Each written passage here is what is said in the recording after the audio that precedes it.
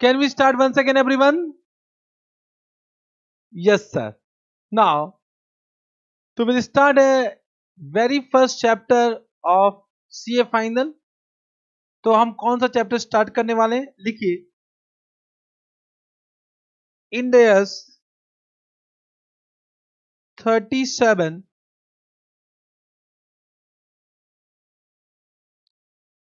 Provisions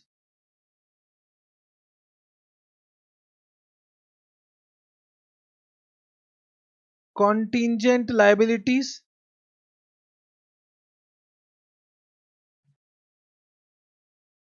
and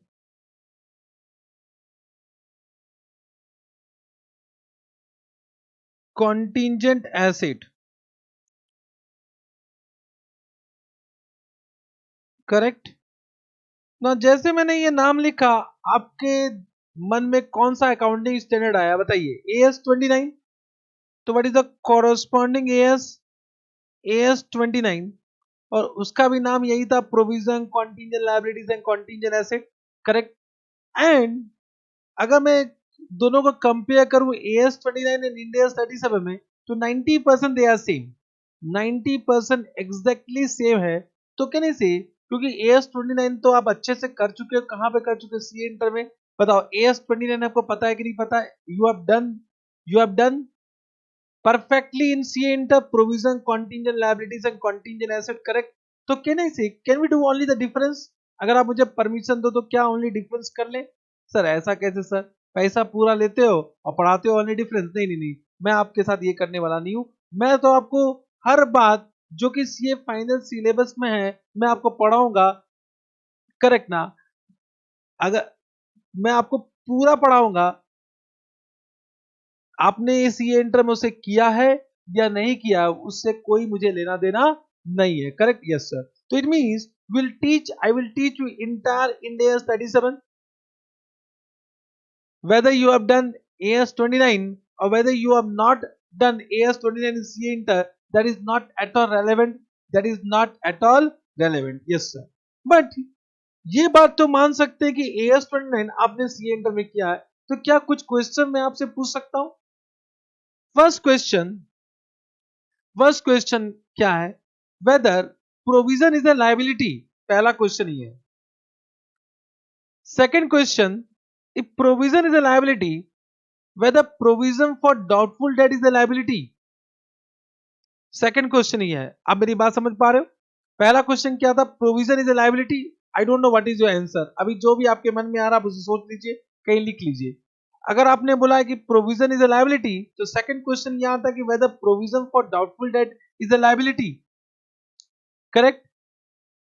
Then third question is that what is the difference between provision and contingent liability? Provision और contingent liability में difference क्या है? जो भी आपका आंसर है वो आप कहीं लिख लीजिए. Of course इसका आंसर आप ही मुझे दोगे once I complete the concept behind that. Means मैं इसका आंसर नहीं देने वाला हूं. करेक्ट? तो मैंने पहला क्वेश्चन पूछा, what is whether provision is a liability. Second, if provision is a liability, then whether provision for doubtful debt is a liability. Third, what is the difference between provision and contingent liability. एक last question वो पूछना चाहूंगा, whether contingent liability is a liability. whether contingent liability is a liability. ये चार question है. इसका answer आप कहीं ना कहीं लिख लीजिए. I don't want to ask you right now. मैं पूछूंगा कैसे? ये तो वर्चुअल मोड है, मैं आपसे पूछ ही नहीं सकता हूं. But whatever answer you are getting, वो आप मुझे व्हाट्सएप करके भेजिए. मेरा सब व्हाट्सएप नंबर क्या है ये तो मैंने देना ही भूल गया. तो व्हाट्सएप नंबर आप लिख लीजिए. स्टार्टिंग क्लास के स्टार्टिंग में मैं आपको बता रहा हूं, इसको सेव कर लीजिए, जीवन भर इसको अपने पास रखिएगा. करेक्ट? 7731007722. करेक्ट? जब तक मैं हूं ये नंबर मेरे साथ है. Correct? I am not going to change this number throughout my life. Correct? तो whenever you have a doubt you can WhatsApp me, but of course for subject related doubt आप Telegram में पूछोगे, वो ज्यादा better है.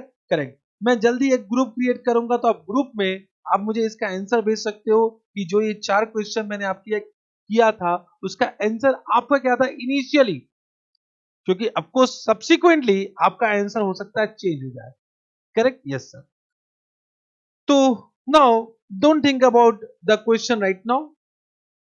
इन AS 37 provision contingent liabilities and contingent asset. एक बात तो साहब है, जब मैंने आपसे एक क्वेश्चन पूछा तो बहुत सारे डाउट आपके मन में आ गए होंगे, सर ये क्या है, ये क्या है, ये क्या है, करेक्ट ना? डोंट वरी, मैंने आपको एक पहले ही कमिटमेंट दे चुका हूं कि you will become expert in Indian accounting standard. तो आप थोड़ा पेशेंस रखो और मेरे साथ जैसे जैसे मैं पढ़ा रहा हूं वैसे वैसे आप चलते रहो, correct? Yes sir. Now to start with this chapter I would like to start one definition. मैं एक डेफिनेशन से स्टार्ट करना चाहता हूं, the definition of contingencies. Definition of contingencies. This definition of contingency is not covered under Ind AS, ये cover है AS4 में, accounting standard 4 में, एज पर AS4, करेक्ट? बड़ा बहुत अच्छा डेफिनेशन दिया गया कॉन्टिजेंसीज का। अगर आपको याद है तो AS4 has two part, contingencies and event occurring after balance sheet date. तो यहाँ पे there two part, contingencies and event occurring after balance sheet date. हालांकि सीए इंटर में मेरे ख्याल से आपके टीचर ने आपको only event occurring after balance sheet date पढ़ाया होगा, कॉन्टिजेंसीज के बारे में हो सकता है आपको ना पढ़ाया गया हो, कि contingencies has been withdrawn from AS4 and now covered in AS29, but the definition of contingencies is given in AS4, not in AS29, not in AS29, understood? correct? मेरी बात समझ पा रहे हो? तो what is the meaning of contingencies, पहले ये देखते हैं। तो लिखिए contingencies, एवरीवन, जो मैं आपको लिखवा रहा हूं वही लिखिए। contingencies are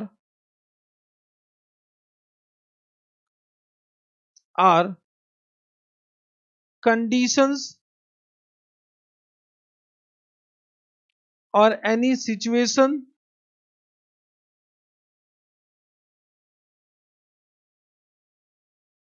any situations existing on balance sheet date। तो contingencies are conditions or any situation existing on balance sheet date, correct? Then around outcome,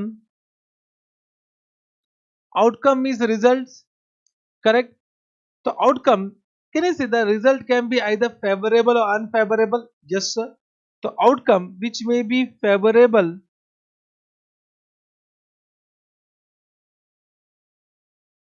or unfavorable,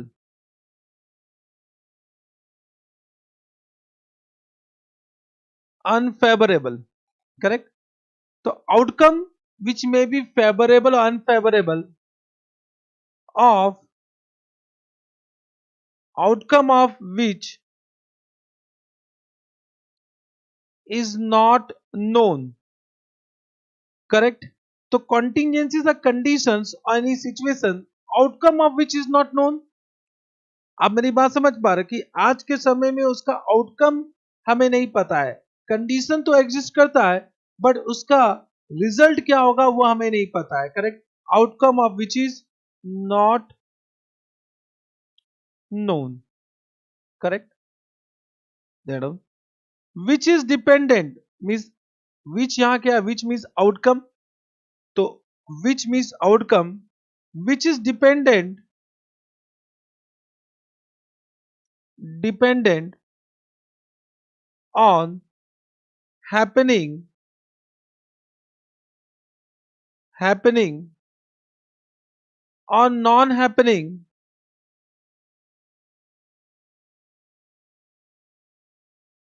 non happening of uncertain future event, of uncertain future event, uncertain future event। तो वो outcome है पता नहीं है and वो depend किस में करता है, ऑन हैपनिंग और non happening of future event which is uncertain, which is uncertain, correct? Understood? Then add on that means uncertain future event, देखो, happening or non happening of uncertain future event which is not within the control of entity which is not within the control of entity. Correct? So this future event is not within the control of entity. Correct? तो इसे हम बोलते हैं contingencies. Correct? क्या आपने ये definition AS4 में किया तो अच्छी बात है, नहीं किया तो आज कर लेते हैं. फिर से मैं आपको एक बात बताना चाह रहा हूँ कि कॉन्टिजेंसी का डेफिनेशन इंड एएस के हिसाब से नहीं कर रहे, that is based on accounting standard 4. Correct? तो इसका मतलब मैं आपको सीए इंटर से सीए फाइनल की तरफ ले जाना चाहता हूं. तो पहले मुझे आपको सीए इंटर की बातें बतानी पड़ेगी, फिर सीए फाइनल में एक्सपेक्ट करना पड़ेगा. करेक्ट? Yes sir. तो फिर से बात करते हैं. Contingencies are the condition of any situation existing, it is already existing on balance sheet date. तो कहने से if it is already existing on the balance sheet date, तो इससे एक बात तो साबित होता है कि this condition arises from past event. तो if it is existing on balance sheet date, तो कहने से this condition और situation arises from past event. past event हो चुका है. yes sir, yes sir. तो arises from past event. Correct? Means कुछ घटना घटा जिसके कारण कोई कंडीशन है बैलेंस शीट डेट में जिसका आउटकम हमें पता नहीं है और वो आउटकम डिपेंड करता है हैपनिंग और non happening of uncertain future event. होना या ना होना किसके? फ्यूचर इवेंट के. Understood? Yes sir. And that future event is not within the control of entity. Correct? I hope थोड़ा थोड़ा डेफिनेशन समझ में आ रहा है, लेकिन अभी भी कुछ बातें मुझे बताने की जरूरत है. मैं दो बेसिक एग्जांपल लूंगा, basic example of our practical life. Means अभी मैं अकाउंटिंग एग्जांपल नहीं ले रहा हूं, अभी तो मैं एकदम बेसिक प्रैक्टिकल लाइफ एग्जांपल ले रहा हूं. करेक्ट? यही दो एग्जांपल मैं सी इंटर में भी लेता हूं, तो आप समझने की कोशिश कीजिए जो भी एग्जांपल मैं लेता हूं. For example, example number 1, let us assume there are two student, Ram and Ravan. You know Ram, you know Ravan. Correct? Ram passed and Ravan also passed. What they passed? Class 12 exam. Both have passed class 12 exam. Correct? So can I say passing of 12 exam is a past event? Correct? And because they passed the exam, तो राम ने क्या किया? Ram has registered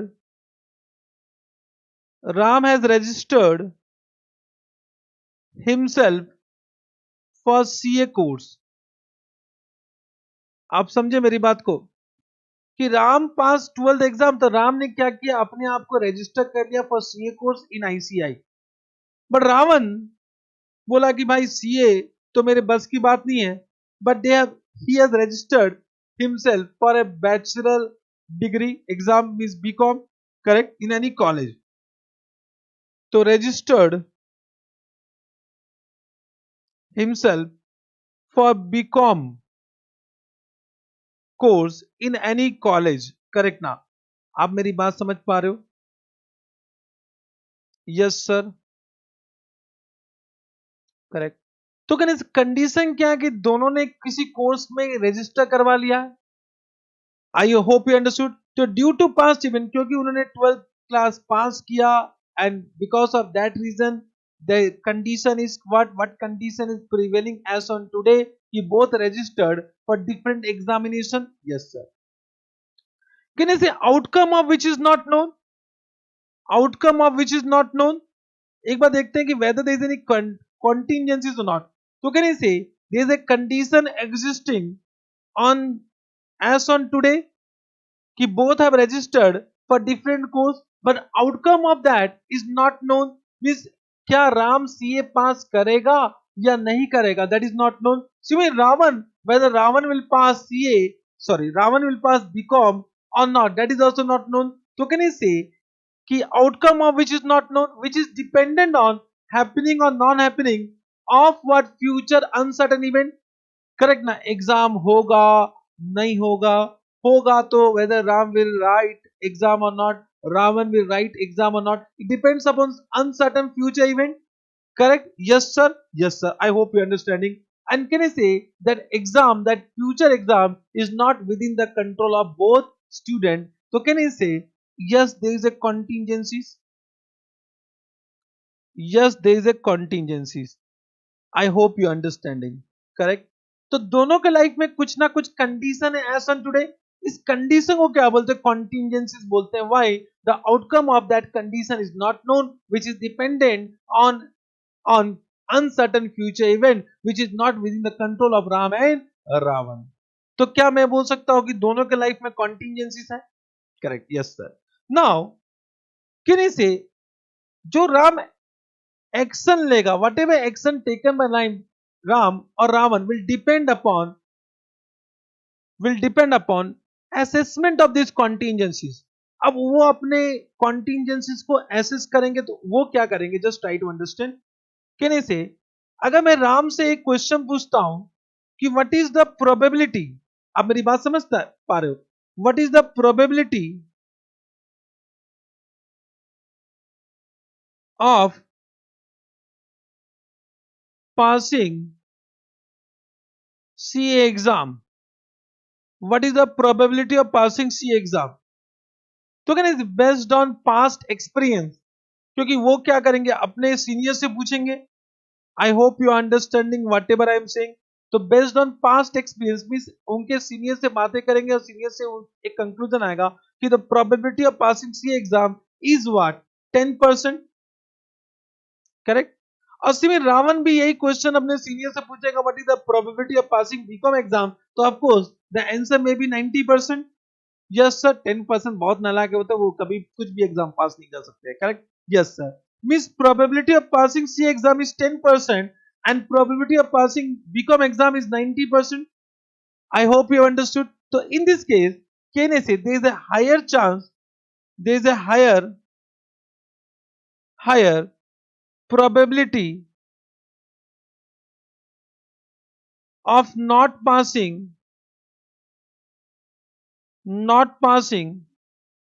CA exam. Correct. तो बताओ if there is a higher probability of not passing CA exam, तो राम को क्या करना चाहिए? मुझे ये बताओ. राम को क्या करना चाहिए? पढ़ना स्टार्ट कर देना चाहिए. आज से पढ़ना स्टार्ट कर देना चाहिए. और पढ़ना भी एक प्लानिंग की स्टार्ट करना चाहिए, एक प्रॉपर कोचिंग या प्रॉपर गाइडेंस के अंदर स्टार्ट करना चाहिए. देयरफॉर कहने से राम क्या एक्शन लेगा? What will be the action of Ram? Ram will take coaching from a proper institute. Correct, understood. It means Ram will take coaching class from best institute, best academy. यही तो होगा ना. तो कहने से taking coaching class is just like a provision. उन्होंने एक provision बना लिया कि भाई क्योंकि there is a higher probability of fail, higher probability, higher chances of failing in exam. तो उससे बचने के लिए, उस लॉस को अवॉइड करने के लिए, करेक्ट, उसने आज अपने आप को आज अपने आप को प्लान कर लिया. किसके माध्यम से? कोचिंग के माध्यम से. Correct, understood. मींस कहने say whatever coaching they have taken, वो एक गारंटी नहीं है पास होने का. बट हाँ, कहने से एक प्रोविजन क्रिएट किया गया, एक प्रोविजन बनाया गया. Yes sir. तो इट मींस कहने से this is nothing but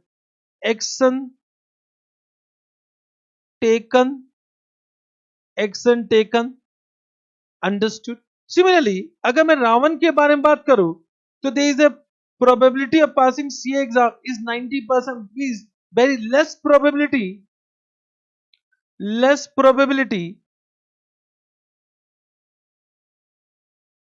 of not passing in exam.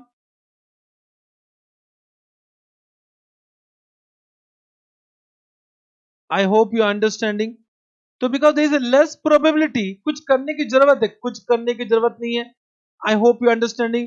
तो कहने से ये कोचिंग इज नॉट रिक्वायर्ड. यहाँ तो आपको पता है कि कुछ भी लिख के आ जाओ पास हो जाओगे.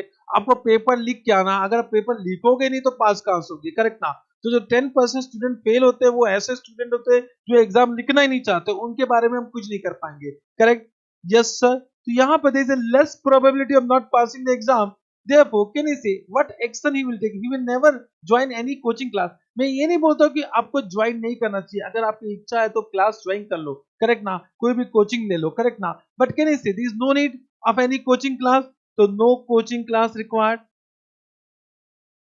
No coaching class required. मैं ये नहीं बोलता हूं कि आप बीकॉम का कोचिंग मत लो, वो भी आप ले सकते हो, लेकिन मैं उस स्टूडेंट के बारे में बात कर रहा हूं जो थोड़ा बहुत पढ़ाई में पढ़ाई करता है, करेक्ट है, उसके लिए कोचिंग क्लास की आवश्यकता नहीं है फॉर बीकॉम एग्जाम के लिए। I hope you understanding. तो you can see this is nothing but contingencies in the life of CA, so in the life of CA student and the life of BCom student, understood. और एक example लेता हूं आपको समझाने के लिए, correct.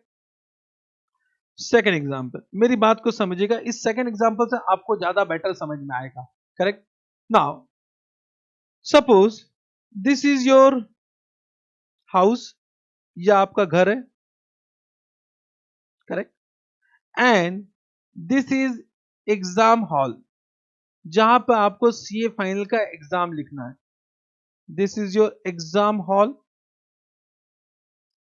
And this is your house, correct.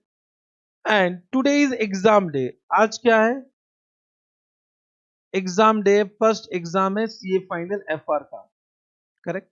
And you are ready for your exam, आप ready हो, आपने पूरा बेस्ट प्रिपरेशन किया है और आपको पता है कि आप जैसे एग्जाम लिखोगे आपको 90% आना है, करेक्ट ना। तो you are ready for exam, आपने पूजा वूजा करके अपने आप को तैयार कर लिया, और जैसे आप अपने घर से निकले वैसे आपने क्या देखा कि there is some black black cloud.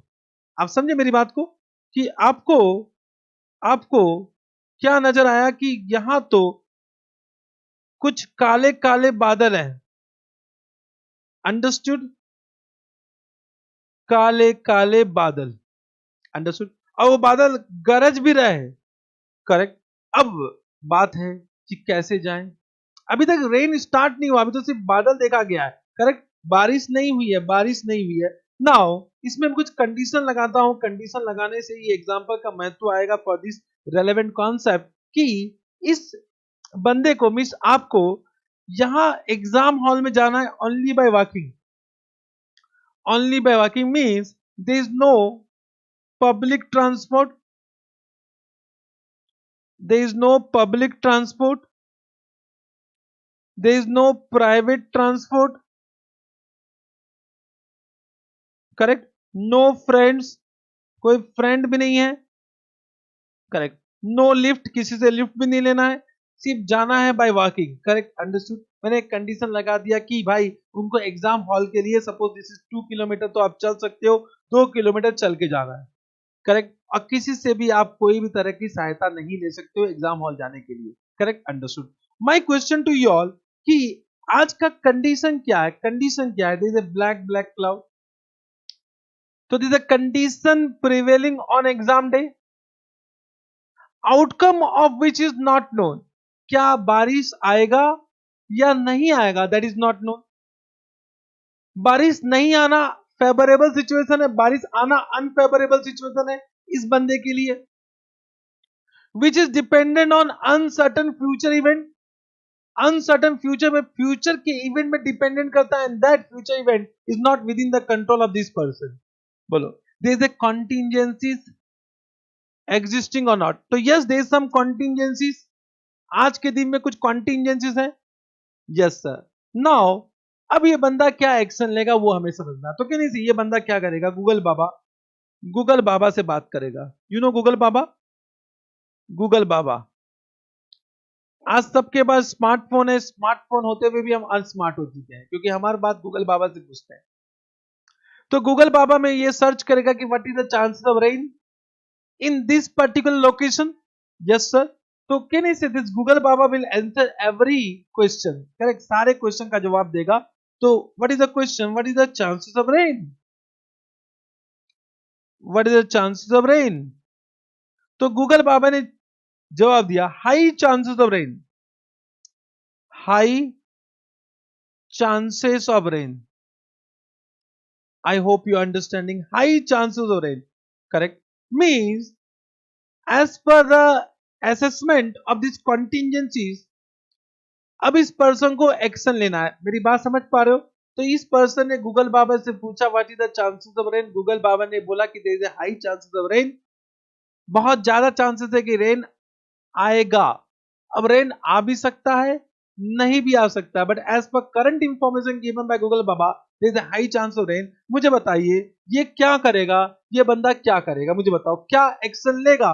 Can say he will take umbrella, आपके दिमाग में भी यही चल रहा है, या ही विल टेक रेनकोट, आप समझे तो can say he will take umbrella, umbrella और रेनकोट, कि अगर बारिश आ जाए तो उस अम्ब्रेला या रेनकोट से अपने आप को बचाएगा, क्योंकि अगर वो भीग गया तो हो सकता है बीमार पड़ जाए, हो सकता है बीमार पड़ जाए तो एग्जाम में लिख ना पाए। करेक्ट, तो अभी बचाना जरूरी। देखो अभी एग्जाम नहीं होता तो सर बोलते भीग के चल जाएंगे, कोई दिक्कत नहीं। Understood, but can I say it is the right decision to take umbrella. तो taking umbrella is nothing but creating a provision. अब देखो उन्होंने अम्ब्रेला अपने साथ रखा, अम्ब्रेला खोल के नहीं जाएगा क्योंकि बारिश नहीं आई है। अगर बारिश आएगी तो अम्ब्रेला को यूज करेंगे, otherwise it is not required. तो taking umbrella is what, provision kept with us, means we are keeping provision with us, कि अगर बारिश आ गई तो उस अम्ब्रेला से हम बच जाएंगे। This is nothing but what, this is nothing but action of this contingency. क्या हमने एक्ट, हमने क्या डिसीजन लिया, हमने क्या डिसीजन लिया, हमने प्रोविजन क्रिएट किया, उस प्रोविजन को यूज नहीं कर रहे हैं। हमने अम्ब्रेला लिया, उस अम्ब्रेला को यूज नहीं कर रहे हैं। हो सकता है कि बारिश आई ना तो umbrella will not be use, it will be as it is. अगर बारिश आ जाए तो अम्ब्रेला हम से बच जाएंगे। Yes sir, I hope you understanding, correct, understood इस पॉइंट। तो can say whenever the chances of losses are high we always create provision, हमें प्रोविजन क्रिएट करना चाहिए, हमें प्रोविजन क्रिएट करना चाहिए, करेक्ट ना। ये एक सिचुएशन नंबर 1 है। मैं एक दूसरा सिचुएशन क्रिएट करता हूं इसी केस में, आप बताइएगा क्या करना चाहिए, ठीक है। तो यहां पे एक्शन क्या हुआ, टेक अम्ब्रेला, अंडरस्टूड। मैं एक सेकंड सिचुएशन क्रिएट करता हूं कि सेम थिंग हमने गूगल बाबा से फिर पूछा। सेकंड सिचुएशन गूगल बाबा से हमने पूछा, बट अभी क्या हो रहा है कि काले काले बादल के साथ एक बहुत तेजी से विंड भी ब्लो कर रहा है, मीन हवा भी बहुत तेजी से बह रही है, करेक्ट ना। तो ये हो सकता है क्योंकि हवा के प्रभाव से बादल इस प्लेस से दूसरे प्लेस चले जाए, करेक्ट ना। ऐसा होता है, ऐसा होता है। तो गूगल बाबा ने बोला क्योंकि हवा बहुत तेजी से चल रही है, विंड इज ब्लोइंग फास्टर, तो it might be a possible situation, chances of rain in this particular location is very less, correct ना। तो अभी क्या बोलता है, chances of rain is not high. आप समझे ना, chances of rain is not high, no chances of rain is not high means it is not probable, correct ना। मैं ये बोल सकता हूं it is not probable, it is not probable means मैं ये बोल सकता हूं it is less than 50%, chances are less than 50%। now in this case also it is always better to keep umbrella। मैं ये नहीं बोलता हूं कि it is always better to keep umbrella, मैं ये नहीं बोलना चाहता हूं कि अम्ब्रेला मत लेके जाओ, करेक्ट ना। Means always it is better to keep umbrella, it is always better to keep umbrella. But अगर अम्ब्रेला, क्योंकि चांसेस आर लेस, तो हो सकता है अम्ब्रेला आपके लिए सिरदर्दी हो जाए। तो अगर चांसेस आर लेस है और आप अम्ब्रेला नहीं ले जाना चाहते हो तो मुझे बताओ, अगर मैं ये बोल दूं कि आप अम्ब्रेला नहीं ले जाना चाहते हो तो आप क्या करोगे इस सिचुएशन में। Understood whatever I am saying, मेरी बात को समझो। इस सिचुएशन में तो आपको अम्ब्रेला लेके जाना ही चाहिए, पर यहां पर chances of rain is less than 50%, तो हो सकता है कि आप बोलो कि अम्ब्रेला लेके जाने की जरूरत नहीं है क्योंकि chances are less, but then also कुछ तो करके जाना पड़ेगा ना। तो इन दिस सिचुएशन बताओ आप क्या करोगे। तो मैं बताऊं आप क्या करोगे, आप अपने पेरेंट्स को इन्फॉर्म करके जाओगे कि I am going to exam hall without umbrella, अगर बीच में रेन आ जाता है please come with umbrella and save me. Understood, it means such information need to be disclosed, need to be disclosed। मेरी बात समझ पा रहे हो। if provision is not created, if provision is not created means अगर आप umbrella नहीं लेके जाते हो तो इस इंफॉर्मेशन को आपको अपने पेरेंट्स को बताना होगा कि आप बिना अम्ब्रेला के, बिना छाते के, बिना छाते के जा रहे हो, अगर बीच में बारिश आ जाए तो please come with umbrella and save me. आप मेरी बात समझ पा रहे हो? It means the fact need to be disclosed as contingent liability. तो देखो दोनों ही, अगर आप बता रहे हो आपने प्रोविजन क्रिएट किया या कॉन्टिंजेंट लायबिलिटी को आपने डिस्क्लोज किया, दोनों कहां से आ रहा है? कॉन्टिंजेंसी से आ रहा है। Means when I say contingencies, contingencies does not give rise to only contingent liabilities or provision. Contingencies एक कंडीशन है जिसके कारण से या तो आपको प्रोविजन क्रिएट करना चाहिए या तो कंटीजेंट लायबिलिटी को डिस्क्लोज करना चाहिए। Understood? Have you understood this point? Have you understood this point? I hope थोड़ा थोड़ा समझ में आ रहा है। करेक्ट? कुछ और आगे बातें करते हैं। आज का जो डिस्कशन, आज पहला क्लास है, मैं आपको यही बताना चाह रहा हूं कि आपने सीए इंटर में क्या किया था और सीए फाइनल में आप क्या करने वाले हो, ताकि आप उस तरह से पढ़ने लग जाओ। देखो मैं अगर आपको सीए इंटर के हिसाब से पढ़ाऊंगा ना, तो आप कभी भी अपने आप को चेंज नहीं करोगे। आई होप कि जो भी मैं आपको बता रहा हूं आपका कुछ ना कुछ वैल्यू एडिशन हो रहा है, इसके साथ कुछ ना कुछ वैल्यू एडिशन हो रहा है। Understood? Yes sir. Now let us come to the second part. अगर मैं बात करता हूं आउटकम, आउटकम, तो one thing we have understood that outcome can be either favorable or unfavorable. Correct? Yes sir. Means this outcome can be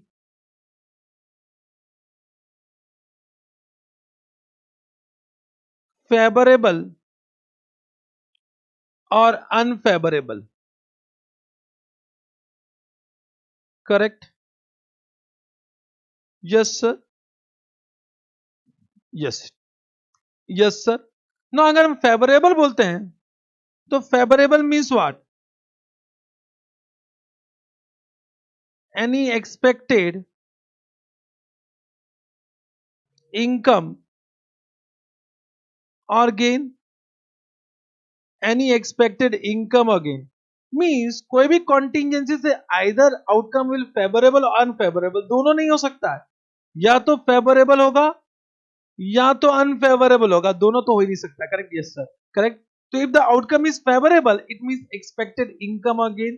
तो as per conservatism principal, तो of course can I say it means जब भी हम कॉन्टिंजेंसीज के बारे में बात कर रहे हैं, इसका मतलब we are just looking into conservatism principle. हम कंजर्वेटिज्म प्रिंसिपल के बारे में बात कर रहे हैं। इट मींस इसका accounting is based on conservatism. Correct? Understood? I hope you understood. Can you say me what is the meaning of conservatism? मुझे conservatism का मतलब बताओ, बोलो। Accounting is based on conservatism. Yes sir. Correct? तो what is the meaning of conservatism? You will say me right now. I'm just giving you 1 minute. अपने दिमाग में सोचो कि what is the meaning of conservatism, फिर match करना जो मैं conservatism का डेफिनेशन बता रहा हूँ क्या उससे मैच कर रहा है या नहीं कर रहा है। करेक्ट?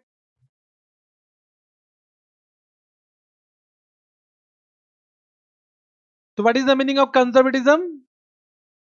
क्या आपने सोच लिया? यस। तो मैं आपको बताता हूं आपने क्या कंजर्वेटिज्म का मतलब सोचा है। Just try to understand. मेरे ख्याल से आप ये बता रहे होंगे क्योंकि सीए फाउंडेशन में आपको यही बताया जाता है कि conservatism means provide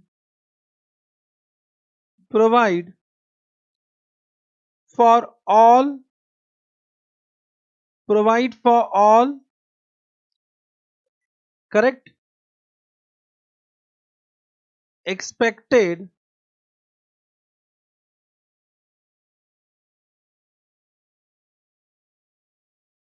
expenses or losses but do not anticipate, correct now, but do not anticipate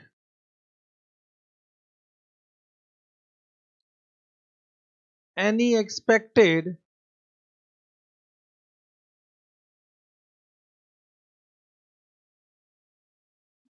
income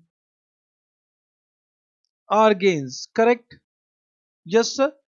I think most of you are saying this only provide for all expected expenses and losses, but do not anticipate any expected income or gain. Correct? Yes, sir.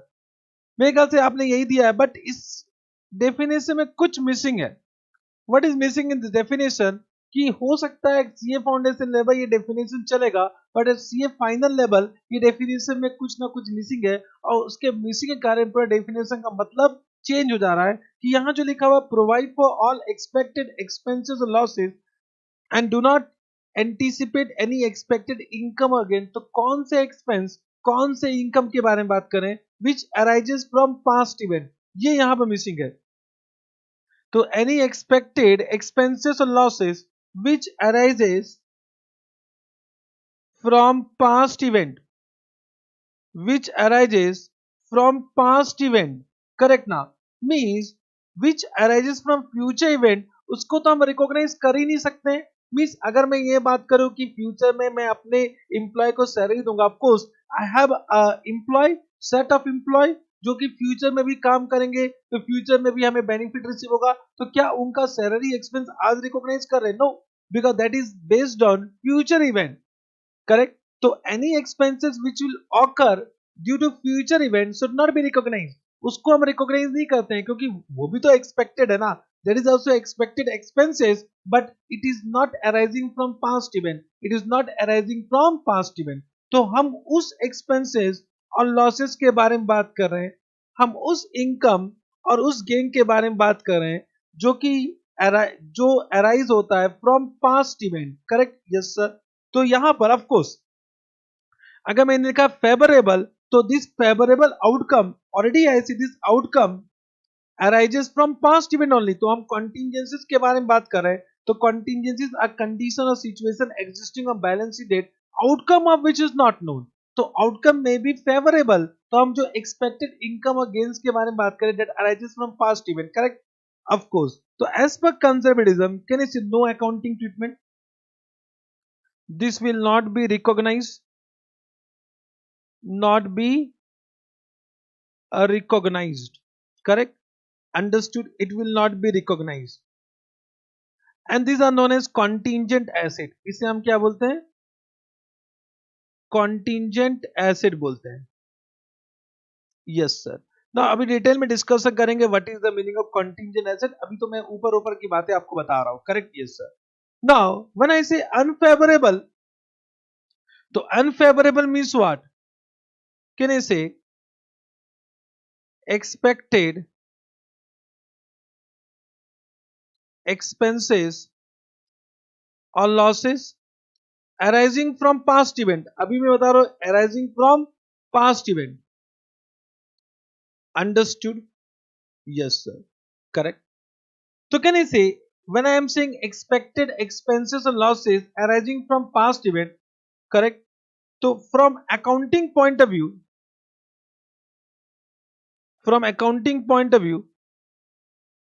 correct? Understood? Means if it is probable, if such losses are probable and it can be estimated. So what AS4 used to say, अगर मैं AS4 और AS29 के बारे में बात करूं तो वो क्या बोलता था? If it is probable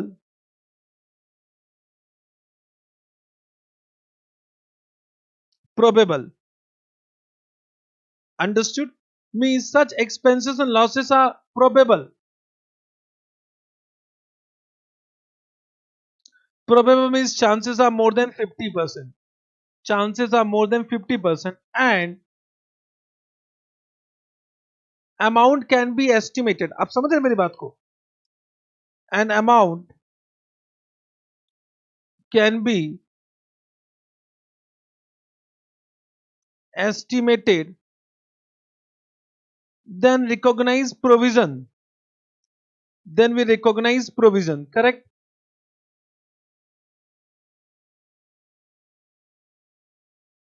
Recognize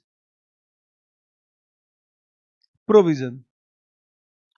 Recognize provision means provide for such losses and expenses. इसका मतलब ये हुआ Correct. When I say recognize provision, means provide such expenses and losses in your books of account. Yes sir, yes sir. Correct. हाँ.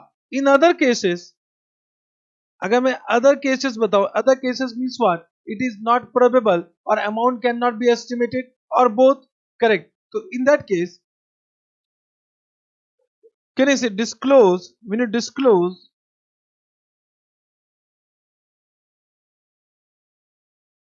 the fact as contingent liability.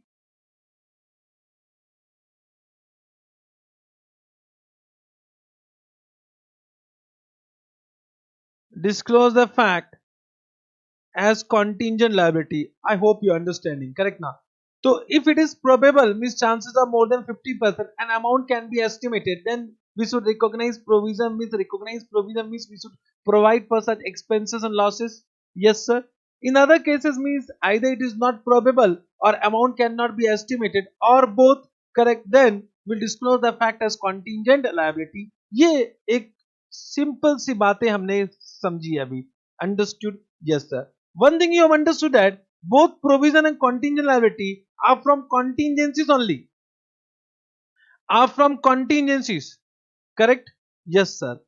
Yes sir. Yes sir. Now coming to expected expenses and losses. अगर मैं बात करूं, थोड़ा और discussion कर रहे हैं. Expected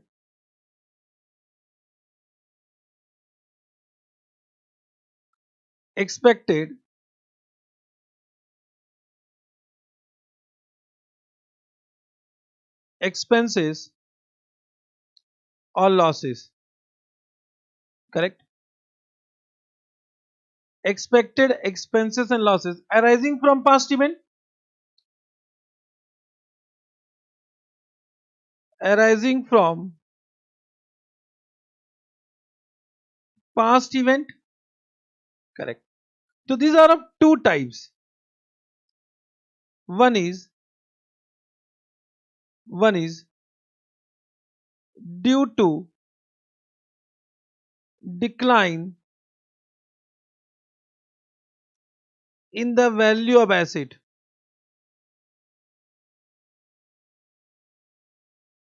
Due to decline in the value of asset.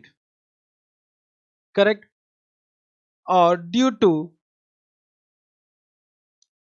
increase in the value of liability.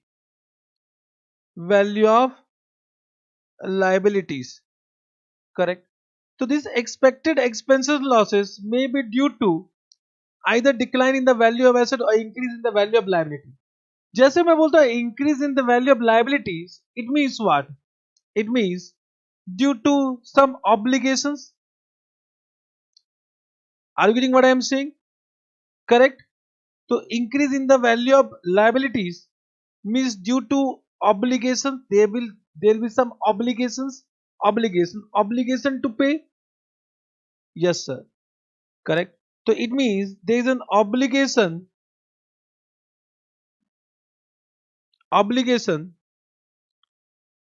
for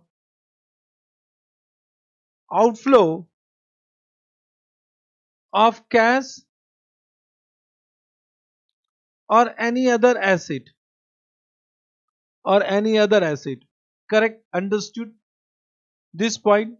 So whenever there is an obligation arising from past event, जब भी हम obligations के बारे में बात करते हैं arising from past event, then it is covered under AS 29 or Ind AS 37.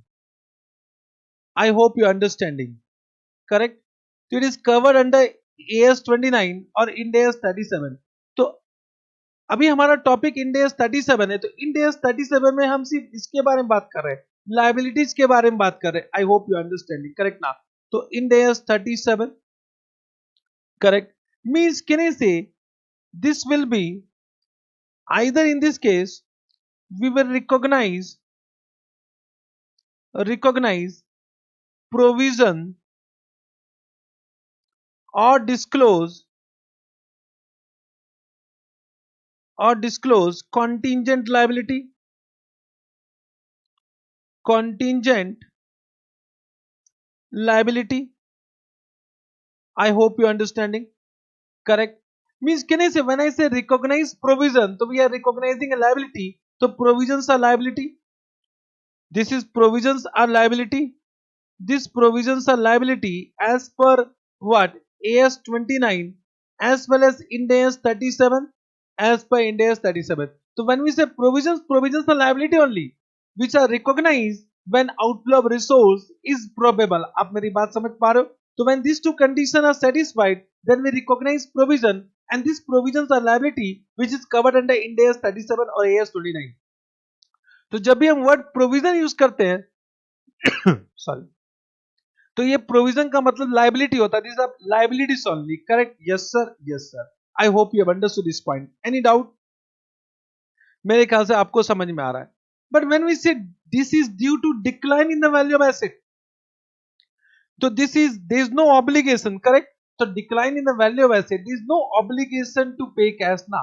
For example आपके पास कोई डेटर है and that amount is not receivable from debtor, so there is no outflow of resource. There is no outflow of resource. हाँ, जो inflow आने वाला था वो अब नहीं आएगा. Correct? Understood? So there is no obligation. There is no obligation. Correct? For outflow.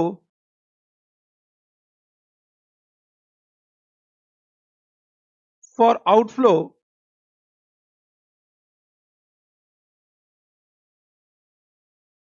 of cash or asset. Correct? So can I conclude in this way कि it will not result in any liability? So whenever there is a decline in the value of asset, it might happen we need to provide such losses. Provide such losses does not mean we are recognizing provision, because provision का मतलब liability होता है. Means can I say it will not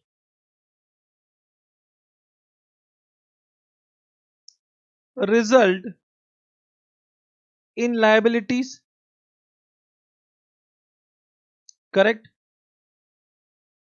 Understood? Yes sir. So this will not result in liabilities. Can I say it is only an adjustment to asset? आपको only asset को adjust करना पड़ेगा. So this is known as adjustment to asset. Understood whatever I am saying? So what I am saying, just try to understand. I am not saying that you are not supposed to provide such losses. आपको losses को तो provide करना पड़ेगा because this is expected losses arising from past event, and if such losses are probable, you should provide such losses. तो मैंने यहाँ जब लिखा it is probable and amount can be estimated, so it means provide. तो एक general term क्या है? Provide such expenses and losses. So when we say provide such expenses and losses, correct, and if it will result in outflow resource, we call it provision. हम उसको क्या बोलते हैं? Provisions. हम बोलते हैं recognize provision, and this provision is covered in AS 29 and in AS 37. But this when we provide such losses which arises due to decline in the value of asset, that is not a provision. That is not covered under Ind AS 20, Ind AS 37 or AS 29. Correct now? So this is not covered. This is not covered under AS 29 और Ind AS 37. फिर से मैं आपको बताना चाह रहा हूं कि मैं ये नहीं बोल रहा हूं कि इस लॉसेस को हम प्रोवाइड नहीं करेंगे. Provide such losses is a general term, but it will not be a provision.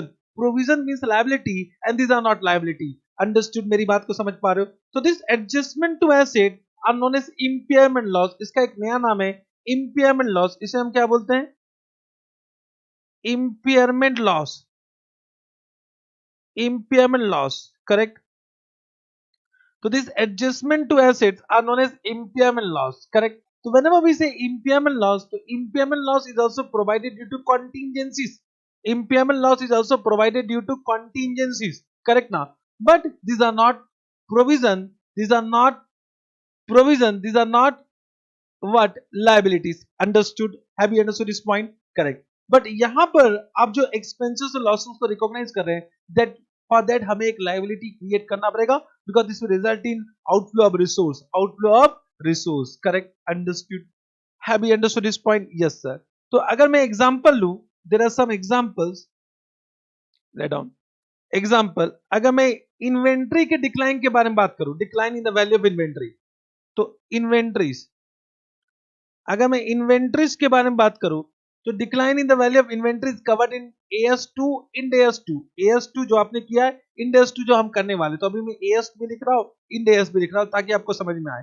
तो it is covered in AS2 oblique Ind AS2, और क्योंकि आपको AS2 अच्छे से पता, तो AS2 में आपने किया था कॉस्ट प्राइस और NRV whichever is lower, that is lower is nothing but impairment loss. Means अगर कॉस्ट प्राइस 100 है, उसका NRV 80 है, तो आपने इन्वेंट्री को राइट डाउन किया 20 से, this 20 is nothing but impairment loss. But इसके लिए आप कोई प्रोविजन क्रिएट नहीं करते थे, you have not created any provision. Why there is no provision? Because there is no outflow of resource. Understood? Yes sir. हां, एक्सपेंस रिकॉग्नाइज करोगे, this expense will be charge to PL, but हम एक liability यहां create नहीं करेंगे, this will be adjusted with inventories. Understood?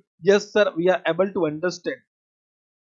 Correct, understood? So when I say all expected and expenses, this provide all expected expenses and losses. So this expected expenses and losses may be due to decline in the value of asset or due to increase in the value of liability. तो जब हम Ind AS 37 के बारे में बात कर रहे हैं, तो हम सिर्फ उस लॉसेस के बारे में बात कर रहे हैं, उस एक्सपेंसेस के बारे में बात कर रहे हैं, that will result in outflow of resource, that will result in outflow of resource. Understanding? मेरी बात को समझ पा रहे हो कि नहीं समझ पा रहे हो? Yes sir, we are able to understand.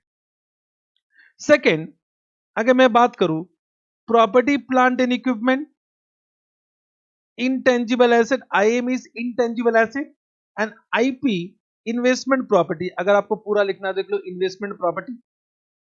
Correct, इसके इम्पेयरमेंट के बारे में कवर किया गया AS 28 में, जो कि आपने CA इंटर में नहीं किया, AS 28, but it will be covered under Ind AS 36। Impairment of asset, आप समझ रहे हो, तो वहां तो नाम ही था impairment of asset, but that was covered under AS 28, जो कि आपने CA इंटर में नहीं किया, तो ऑफकोर्स इसके बारे में आपको पता नहीं है। करेक्ट? Yes sir. अगर मैं बात करूं अदर इन्वेस्टमेंट,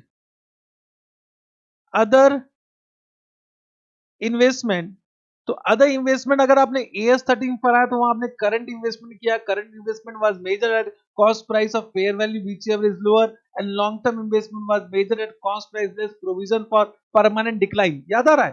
करेक्ट, याद आया कुछ? तो that provision for permanent decline was adjusted with asset, it was never shown in the liability side of balance sheet. Understood? Yes sir. तो अदर इन्वेस्टमेंट यहां पर आप लिख सकते हो AS 13, और यहां लिख लो of course Ind AS 109 coming soon in your life. Ind AS तो हम अपने अभी धीरे धीरे हम इसमें एक्सपर्ट हो जाएंगे। Correct? Yes sir. Point number D, receivable. अगर हम रिसीवेबल के बारे में बात करें, तो रिसीवेबल में आप एक provision for doubtful debt create करते थे। मुझे बताओ, provision for doubtful debt whether it is liability? तो provision for doubtful debt is not a liability, क्योंकि ये तो एक एडजस्टमेंट टू एसेट है। करेक्ट ना? तो अब आपको समझ में आ रहा है कि this provision for doubtful debt is not a provision. क्या मैं ये बोल सकता हूं कि provision for doubtful debt is not a provision? Provision for doubtful debt provision है ही नहीं, because as per AS 29, as per Ind AS 37, provision are liability. Oh my god, ये क्या बोल रहे हैं सर? तो कहने से provision for doubtful debt is not a provision, हालांकि नाम ही गलत है। इसका नाम क्या होना चाहिए? Impairment loss. तो Ind AS में इसको हम क्या बोलते हैं? Impairment loss. अकाउंटिंग स्टैंडर्ड में बोला जाता था ऐसे general term provision for doubtful date, but वो इनकरेक्ट टर्म है, इनकरेक्ट टर्म है। तो आज से हम उसको क्या नहीं बोलेंगे? प्रोविजन फॉर डाउटफुल डेट नहीं बोलेंगे, उसको हम बोलते हैं एक्सपेक्टेड क्रेडिट लॉसेस या एक्सपेक्टेड इम्पेयरमेंट लॉस। अंडरस्टूड? तो इसका एक जनरल नाम है, अच्छा नाम है, expected credit losses, credit losses, जो कि हम डिटेल में डिस्कशन करेंगे। हाँ, तो उसके लिए कौन सा Ind AS है? Ind AS 109। मुझे आप ये बता सकते हो कि प्रोविजन फॉर डाउटफुल डेट कौन से अकाउंटिंग स्टैंडर्ड में कवर था? कौन से accounting standard? Of course it was not covered in AS 29। आप AS 29 मत बोल देना। तो it was covered in one of the accounting standard, because there was no specific accounting standard. तो कहने से मैं ये बोल सकता हूं उसका कवरेज AS 4 में ही था, मीन्स हम जब प्रोविजन फॉर डाउटफुल डेट बनाते थे वो बनाते थे एज पर AS4 के हिसाब से बनाते थे, तो आप लिख सकते हो कि as per accounting standard it was covered in AS4 के हिसाब से हम provision for doubtful debt create करते थे। Understood? Yes sir, I hope you understanding this all point. Means can I say provision for doubtful debt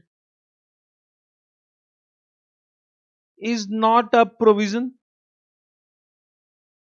देखो बहुत बड़ी बात बोल रहा है, is not a provision. Why?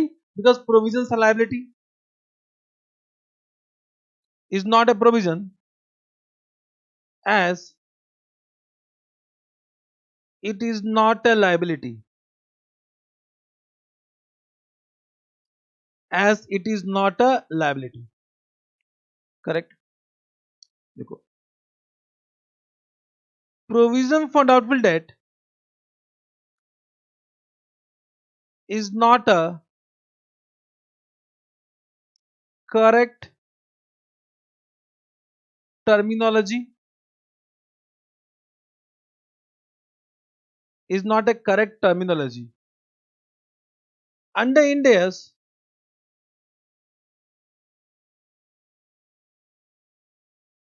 Under Ind AS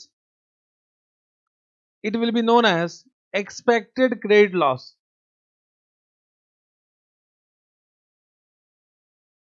It will be known as allowance for expected credit loss। Correct? तो उसको हम अलाउंस बोलेंगे, ना कि प्रोविजन बोलेंगे। Correct? An allowance is deducted from asset, उसको हम एसेट से माइनस करके दिखाते हैं। तो प्रोविजन फॉर डाउटफुल डेट तो एक करेक्ट टर्म है ही नहीं, जो कि यूज ही नहीं करना चाहिए। और मेरे ख्याल से once you are in CA inter, अब sorry, once you pass CA inter you join articleship, तो हो सकता है अपने सीए फॉर्म में भी आप provision for doubtful date use नहीं करते होंगे, बट चलो ठीक है, फॉर एएस क्लाइंट आप यूज कर भी रहोगे। इन डेस क्लाइंट के लिए तो आप कभी भी यूज नहीं करेंगे which word provision for doubtful debt. I hope you understood, I hope you understanding each and every point. हर बात आप समझ रहे हो? देखो अभी तक हमने इंड AS 37 स्टार्ट नहीं किया, अभी तो मैं आपको एकदम जनरल बातें बता रहा हूँ कि देखो सीए इंटर और सीए फाइनल में क्या डिफरेंस है।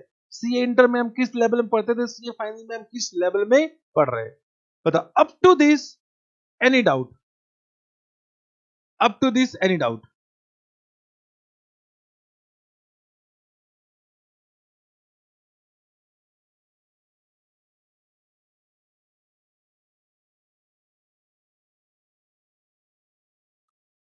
Any doubt? No doubt. जब भी मैं आपसे पूछता हूं एनी डाउट, तो आप कोई भी डाउट सोचिए और कोई डाउट आपके मन में आ रहा है उसको लिख लीजिए, और फिर after the class you can ask me in Telegram group. आप समझे मेरी बात को? तो मैं आपको कुछ समय दे रहा हूं, ये मत समझना कि सर ये कैसे पूछते हैं कि आप डाउट बोलो। मैं आपको डाउट पूछ रहा हूं क्योंकि आप इंटरेक्ट कर पाओ, और आपको कोई भी डाउट है उसको लिख लीजिए, क्योंकि आप मुझसे पूछ तो नहीं सकते हो। तो जैसे वो डाउट होता है उसको लिख लीजिए और आप मुझसे पूछिए इन Telegram group. Understood? Yes sir. Correct? Now I hope you have understood whatever I have said. एक बार फिर से मैं आपको रिवाइज करवाता हूं कि मैंने आपको क्या क्या बताया। तो what I said, contingencies means हमने एक चैप्टर स्टार्ट किया Ind AS 37, but I am not taught you anything about Ind AS 37 right now. हमने कॉन्टिंजेंसी का डेफिनेशन देखा एज पर अकाउंटिंग स्टैंडर्ड 4। तो व्हाट AS4 यूज्ड टू से, a condition means contingency is a condition or any situation existing on balance sheet date, outcome of which is not known, which is dependent on happening or non-happening of uncertain future event which is not within the control of entity। Correct? Yes sir। Then हमने बोला कि जो outcome है it can be either favorable or unfavorable। Favorable means expected income or gain arising from past event, unfavorable means expected expenses and losses arising from past event। अगर वो favourable है तो of course उसको हम रिकॉग्नाइज नहीं करते as per our conservatism principle, and it will not be recognise, this will be considered as contingent asset. Contingent asset, correct? Unfavourable है तो उसको हम अनफेवरेबल है, and if the expected expenses and losses are probable and can be estimated, that is provided, it will be probable, will provide such expenses and losses, will provide such expenses and losses, in other case will disclose the fact as contingent liability। Understood? Yes sir। No expected expenses losses, यहाँ पर कुछ doubt आता है, तो expected expense losses arising from past event are of two type, one is due to decline in the value of asset, one is due to increase in the value of liability. So when we say increase in the value of liability means it will result in outflow of resource or asset, correct?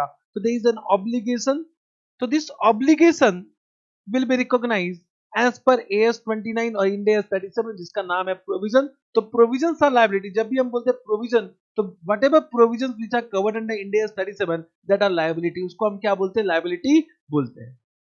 Understood?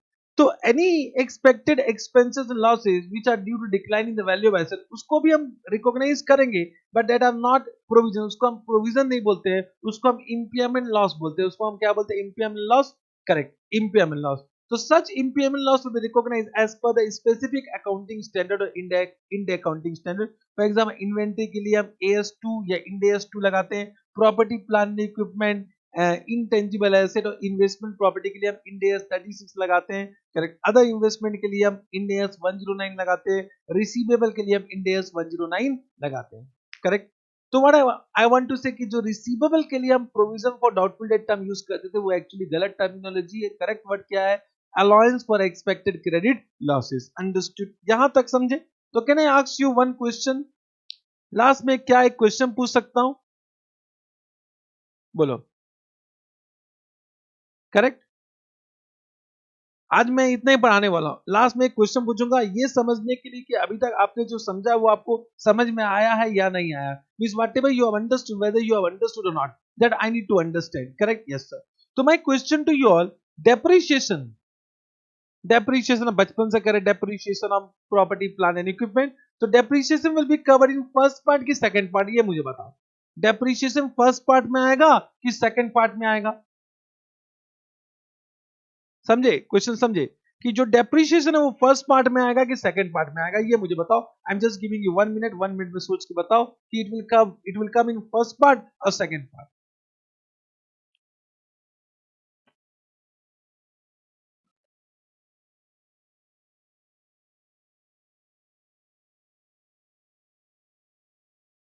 बोलिए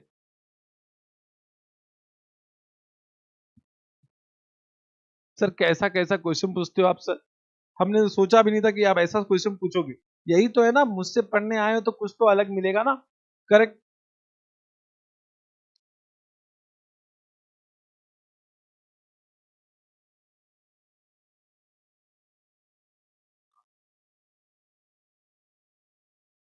तो depreciation अगर आपका answer है it will come in the first part, तो I will say no, it will not come in first part. तो depreciation is not decline in the value of asset.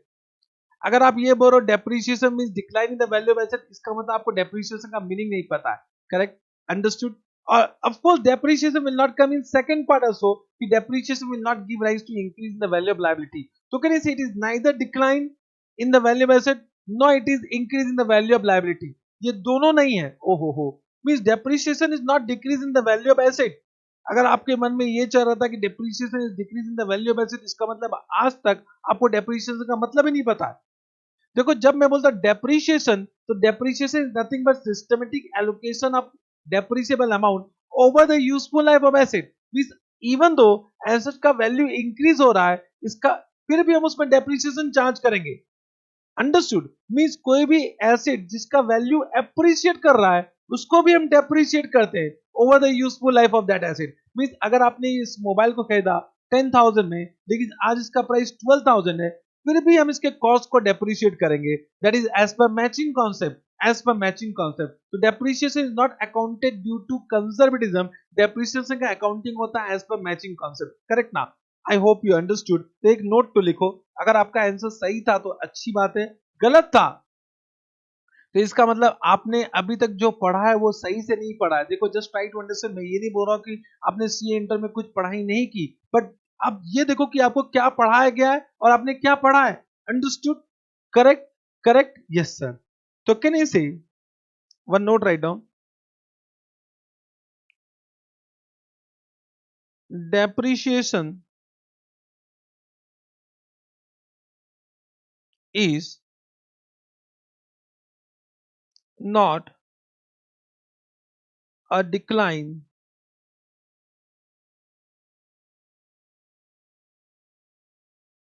in the value of asset. Correct? It is a systematic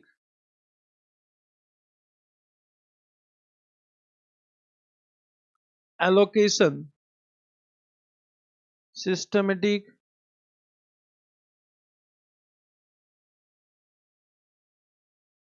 allocation of cost, or you can add on depreciable amount cost during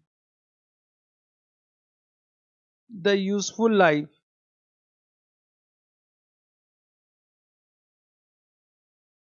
of asset due to matching concept.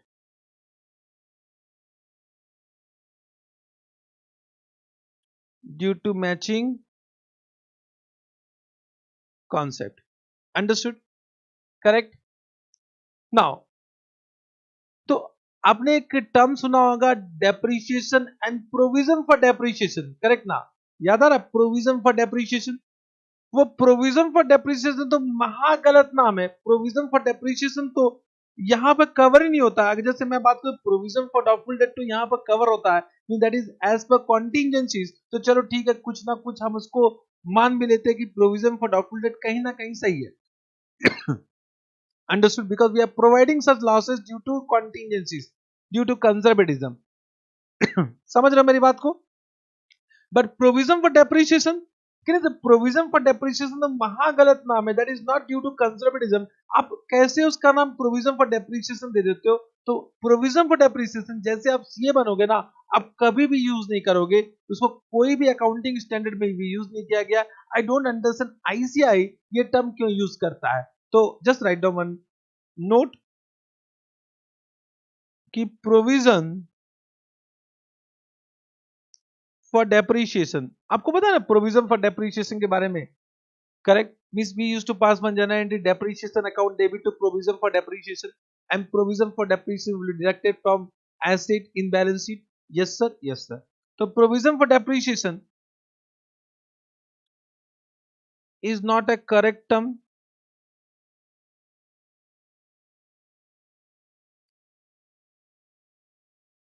Accumulated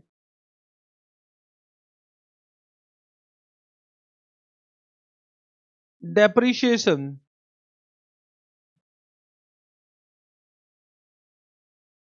should be used instead of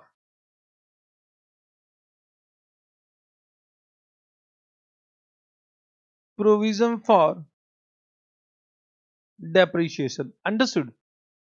तो ये मैं बोल सकता हूँ कि हाँ, provision for doubtful date कहीं ना कहीं चलो ठीक है, because that is due to what conservatism. But provision for depreciation तो महाबकवास नाम है. तो जैसे आप सीए बनोगे, देखिए आप अपने ऑफिस में कभी भी प्रोविजन फॉर डेप्रिसिएशन नहीं लिखते हो, आप एक्यूमुलेटेड डेप्रिसिएशन लिखते हो. Correct? Yes sir. Because that balance sheet is signed by chartered accountant. Correct? Yes sir, yes sir. Have you understood this point? Have you understood this point? इस note को समझे? आई hope you have understood. Correct? Yes sir. तो एक मैंने आपको हमने एक basic discussion किया था कि आप प्रोविजन एंड कॉन्टिंजेंट लायबिलिटी में, ताकि आपको ये समझ में आ जाए भाई this whatever Ind AS 37 अभी हम जो करेंगे that does not deal in the decline in the value of asset. इसके ऊपर हम इंड AS 37 नहीं लगाते. उसके लिए स्पेसिफिक इंड AS है, तो उसके बारे में इंड AS 2 में करेंगे, इंड AS 36 में करेंगे, इंड AS 109 में करेंगे. I hope you are understanding. Correct? Yes sir, yes sir. Correct. आज के लिए इतना ही. For today this much only, means from tomorrow, because today is an introduction class. तो आज इतना ही करते हैं. कल से हम एक फिर से मतलब will do what Ind AS 37 from beginning. Correct? Okay, I hope you have understood the class. Yes sir. Thank you very much. We'll meet tomorrow. Till then, bye bye. Take care. Enjoy your remaining day. Bye bye.